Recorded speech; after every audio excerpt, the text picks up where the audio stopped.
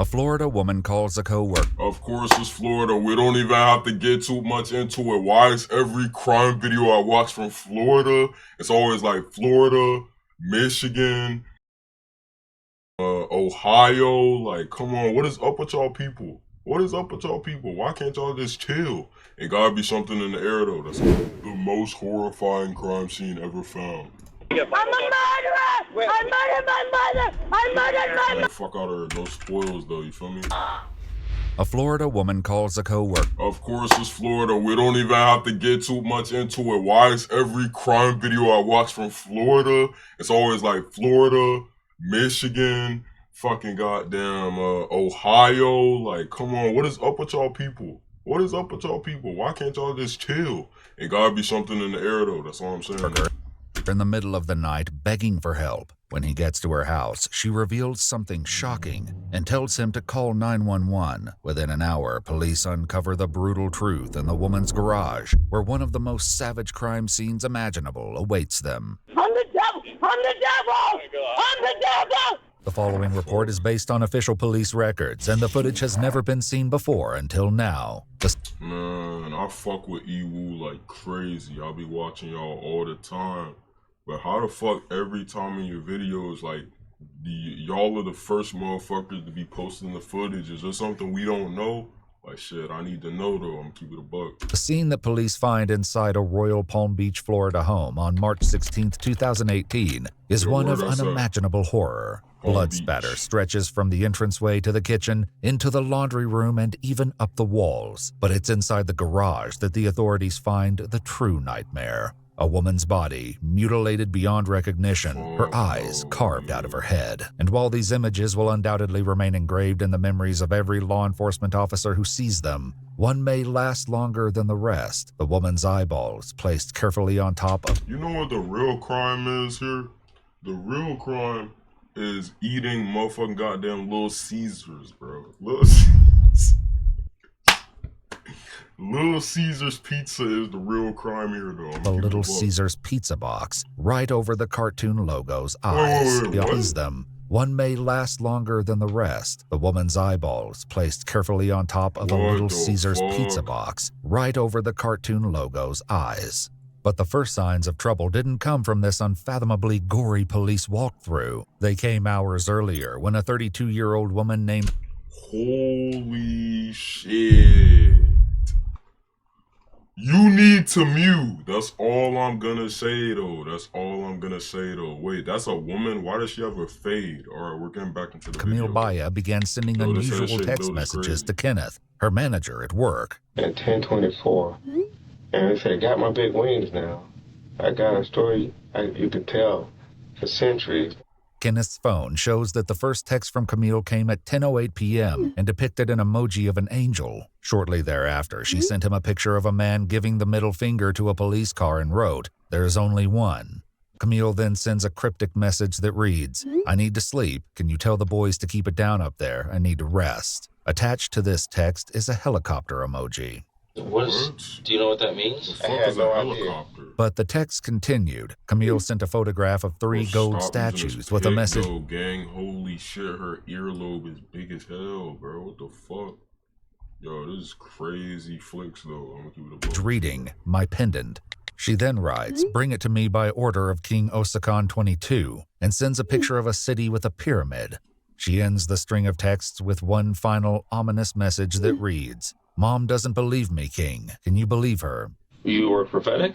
Yeah. Oh. Wait, and she's texting her manager this? Bro, what kind of life do you, like, no way you're that fucking, like, not tapped in, bro, with, like, life. You sitting there texting your manager this shit, bro? You don't got no friends or family you could send, bro? Like, what are you doing? I'm gonna keep it a buck, though, shit. I mean, I would have no reason to ever text my manager. I'm gonna keep it a buck, though. That's crazy. I'm a manager there. Okay. So what did you do? She was a courier. And a new book would be written. Yo, texting your manager is crazy work, though. Before you. She was texting y'all afterwards. My guess, strictly my guess, would be when she sent you, I got my wings. It was already done. That would be my guess. Camille also sent similar text messages to another manager at FedEx that night, but it wasn't until shortly after 1 a.m. that she picked up the phone to call a coworker named Julio.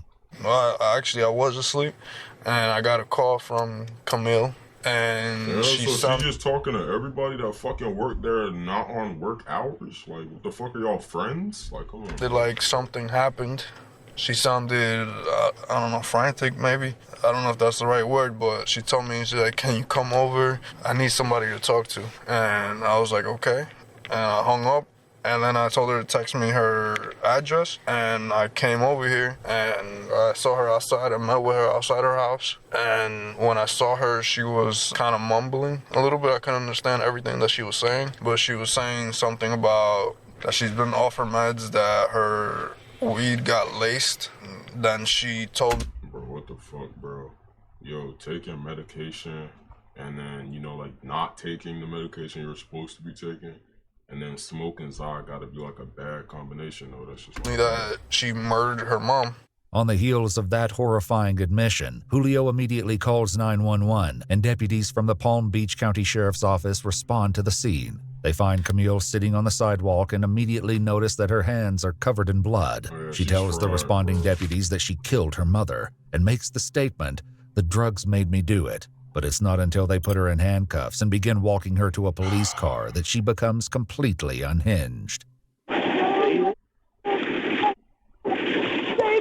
My medicine, and I was wicked. I killed her, and I killed her, and I killed her, and I killed her, and I killed her, and I killed her, and I killed her. I killed her, I killed her, I killed her, I killed her. The just made me do it. Oh my God, oh my God. I'm a mad, I'm a mad, I'm a mad. I'm a murderer. I murdered my mother. I murdered my mother. I murdered my mother. Oh my God. Oh my God. I'm the devil. I'm the devil.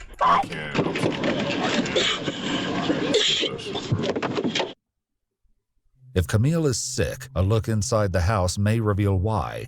The entire first floor is decorated in blood. Inside the garage, there awaits a scene of utter savagery. Camille's mother, Francisca Montero Baya, lies on the floor, her face smashed, with a deep cut to her right arm and a long, wide gash down the center of her chest. Your own fucking mom, bro. She did not deserve that shit, bro. There's another deep cut in her pubic area, and the skin of her forehead has been peeled back, exposing the skull underneath. Oh my God, her eyes are bro. missing, and of course there is their final tragic resting place, positioned on top of a pizza box, almost like someone's idea of a sick joke. Investigators notice there are cameras set up inside and outside the house, but when they check the recordings, they find that the DVR has been unplugged. The bloodstains surrounding the outlet suggest that this was done very recently. Camille tells police that she thinks someone laced her marijuana with PCP, or Flocka. What the fuck is PCP and Flocka, bro? I don't do drugs. I don't know what the fuck that is. Somebody let me know, though. Designer drug that can lead to hallucinations and violent aggression. Excuse my email, Captain Thomas, because if she's on Flocka, she's got to be transported.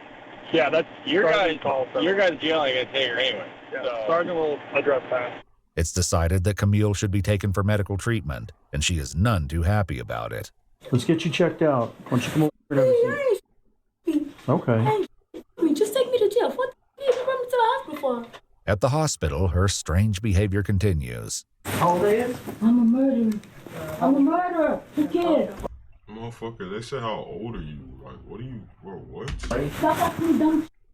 Camille, let's just get through this as quick as we can, so don't make it any harder for the doctors and nurses, all right? I accept I would be God. You want to get out here and go over there, right? I could have been over. I could have been over. I could have fight it. I could have fight it. I was weak. I was weak. She was innocent. She was innocent. She was innocent. She was so good. She was pure. She was pure. She was pure. And the devil came and I killed her. All right, Camille, can we get the jacket off so that they can treat your hand? Hey, Camille, those injuries on your legs, when did those happen, honey? Sweetheart, did that happen tonight? Yes, of course. Okay. Of course. I did it. I did it. I want to see how I did it. Please don't make me say how I did it. You'll see how I did it. Were you trying to hurt yourself? No. It was in me and I got to her. It doesn't matter because I did it. It doesn't matter because I did it. It matters to me. It doesn't matter because I didn't fight it. I didn't fight it hard enough. Okay. Nah, I'm not like trying to make no jokes, bro. This is a real ass video, but why the fuck she got a taper and a fade, bro? Like her shit. Bro. Oh my god. Like, that wholly taper pushed back. Like, what the fuck? Oh my god. Oh my god, that was so vicious. Did you see that? Did you see it?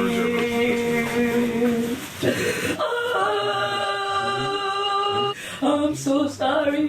Operations, her nose and facial bones were fractured, and several teeth were cracked and knocked out. Her right eye wall had been broken, and a foreign substance, later determined to be marijuana, had been pushed into her brain.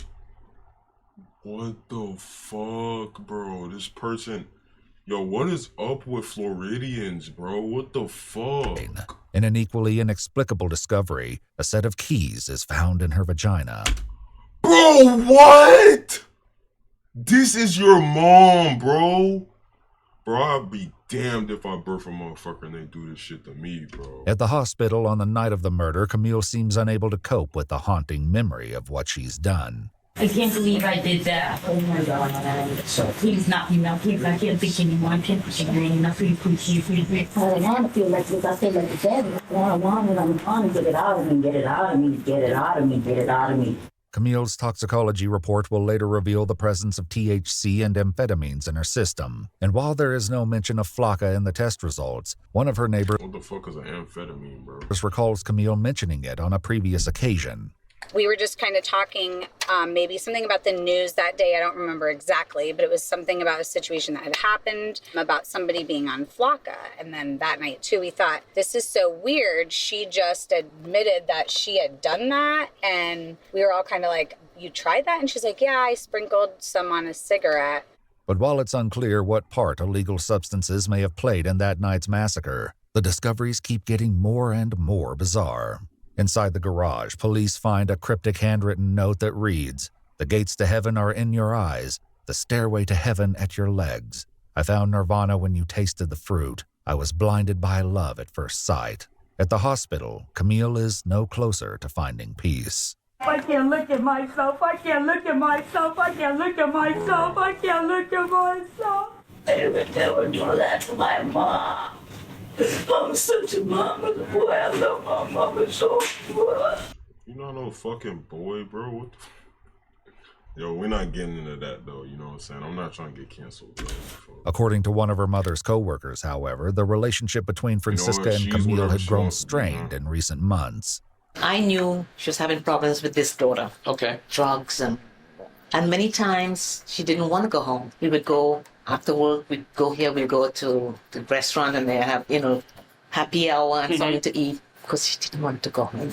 She didn't want to go home. How long has that been going on? I'd say about a year now. About a year now? Yeah, or more, Okay. And she was having trouble sleeping and you could see things were bothering her, but she wouldn't talk to anybody. On the night of the murder, a nurse tries to look past Camille's horrific deeds to offer words of comfort. I'm dead. It doesn't matter. I'm having no soul anymore. No soul? No. Everybody has a soul. You pray and you talk to the Lord. I'd be surprised when I don't want forgiveness. I don't want to forgive. I don't want forgiveness. Sorry you're going through this. Because I'm a monster. You're what? A monster. A monster, a monster, a monster. You're a monster? Nobody's a monster. Camille, I'm not sure what you're going through, what you did, but I'll pray for you so everything be okay, all right? It's nothing. Yo, I'm so locked in, bro. It's nothing. You gotta show me up. Try me. We're going to give you some Bacardi, girl. Try me. Why? Why did I do that? Yeah.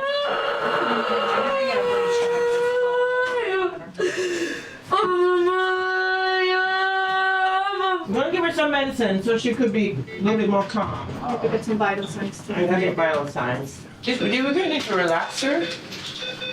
Marilyn, just ready to go. Ready to go where? Prison.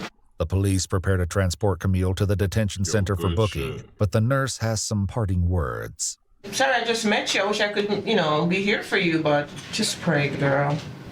God is good. Unfortunately, we have to live for the mistake we made in life. Can I give you a hug before you go? Oh, Bro, I'm not giving that motherfucker a hug. That's just me, though. thank you.